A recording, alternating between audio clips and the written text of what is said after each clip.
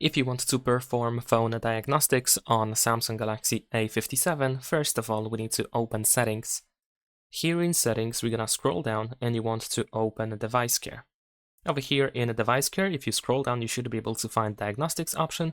So let's go ahead and select this option. And now we need to wait a couple of seconds. Over here, if needed, you can of course allow the Samsung Member app to send you notifications. Over here, we can press OK if that's needed. Now, if you actually open Samsung Members, you should be able to find Diagnostics button in here, but most likely if you enter Diagnostics, then you should be able to immediately open them in this place.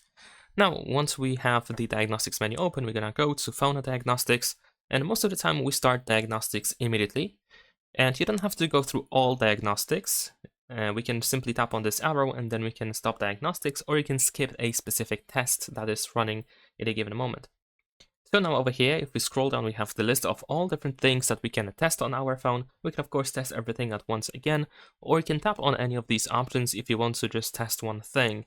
So for example, if I want to test the microphone, I can tap on the mic in here and then I can begin the test. Of course, make sure that you grant all the necessary permissions to be able to test, of course. And that is pretty much it.